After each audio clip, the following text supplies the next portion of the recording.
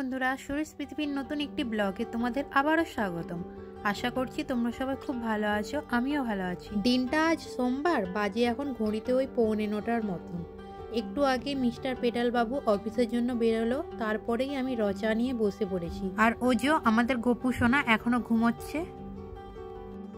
চাটা খাওয়ার পরেই ওপরে চলে এসেছি, এবার স্নানটা সেরে নেবো। স্নানটা করার আগে পাহাড় তলে একটু বসে পড়েছি, ঘাম দিয়েছিল ওটা শুকানোর জন্য, সাথে ঘরটাও একটু শুকিয়ে নিচ্ছি। বিছানাতে গামছা নিয়েই বসে পড়েছি তোমাদের সাথে কথা বলবো বলে। আবার বেশি বসলেও হবে না, আজ আবার সোমবার, পাঠচক্রে যেতে হবে। এমনিতেই লেটে লেটে যাওয়া হয়, আজকে ভাবছি একটু তাড়াতাড়ি যাব। এ বাবা, তোমাদের সাথে কথা বলতে বলতে বুঝতেই পারি না কখন 9:30 বাজতে যায়। দাঁড়াও আগে স্নানটা সেরে আসি। স্নান সেরে ঘরের পুজো দিয়ে তারপর খাওয়া দাওয়া করেই বেরিয়ে পড়েছি পাঠচক্রের জন্য। নতুন ভিডিও করছি বলে কথা, তাই ভিডিও করতে ভুলেই যাই মাঝে মাঝে। ঘর থেকে পাঠচক্রের রাস্তাটা খুব বেশি দূরে নয়, তাই হেঁটে হেঁটেই বেরিয়ে পড়েছি। দিল্লির রাস্তায় বেরোনো মানেই চারিদিকে ফল আর ফল দেখতে পাওয়া। এখানে এত ধরনের ফল আছে যে অর্ধেক ফলের নাম আমি জানিই না।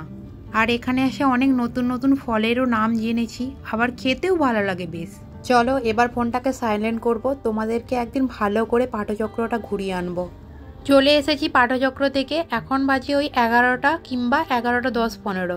এসে শুনলাম দাদা নাকি আজকে পাকাল মাছ এনেছে বা পেকাল মাছ এনেছে। শুনে তো খুব আনন্দ হয়েছিল সকলেরই, কিন্তু ভাজার সময় থেকে বোঝা যাচ্ছিল মাছটা ভালো নয়। যখন দেশে থাকতাম তখন ভাবতাম দিল্লিতে হয়তো কিছু পাওয়া যায় না, এখন দিল্লিতে এসে বোঝা যাচ্ছে দেশের থেকে জিনিস এখানে বেশি পাওয়া যায়।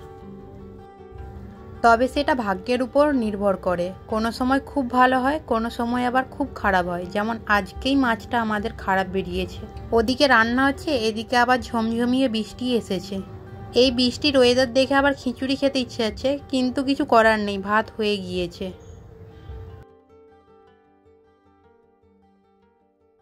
এই ঠান্ডা ওয়েদারে পেট ভরে ভাত খেয়ে ভাত ঘুমটা ভালোই নিয়েছি। ঘুম থেকে উঠে চলে এসেছি, এবার সন্ধে দেখানো হয়ে গেছে। এখন গোপালের জন্য দুধ গরম করতে বসিয়েছি। রাত্রে আবার একটা নেমন্তন্ন বাড়ি আছে, তাই তাড়াতাড়ি আজ গোপালকে দুধ দিয়ে দিচ্ছি। চলো গোপালকে দুধ দিয়ে দিই, এরপর রেডি হয়ে তোমাদের সাথে দেখা করছি। সুন্দর করে শাড়ি পরেছি, রিলস না বানালে চলো আগে একটা রিলস বানিয়ে নিই, তারপর নয় পুজো বাড়ি যাব। রিলস বানানোর পর সবাই মিলে হেঁটে হেঁটে পুজো বাড়িও চলে এসেছি। এইটা একটা কাকুর বাড়ি, মানে শ্বশুরমশাইয়ের বন্ধুর বাড়ি। এখানে প্রায়ও এসে থাকি পুজো অনুষ্ঠান উপলক্ষে। আর সত্যি বলতে কি, এখানে আসলে মনে শান্তিও অনেক আসে। আর ওই যে দূরে বসে আছে কাকু, আমার তো মনে হয় কাকু অনেক জ্ঞানী, কারণ আমরা যেই সব জিনিস জানতাম না কাকু আমাদেরকে সেই সব জিনিস অনেক ভালোভাবে বুঝিয়েছে।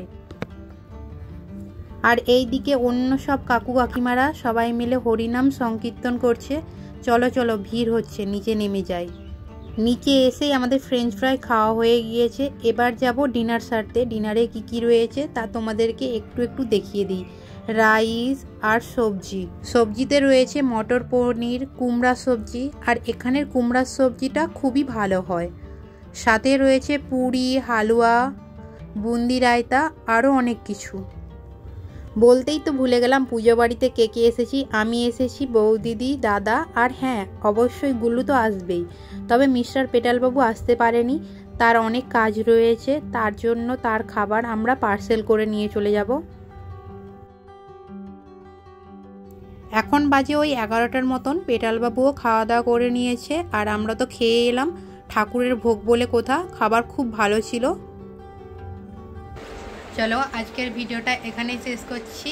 সবাই সুস্থ থেকো, ভালো থেকো, দেখা হবে পরের একটা ভিডিওতে।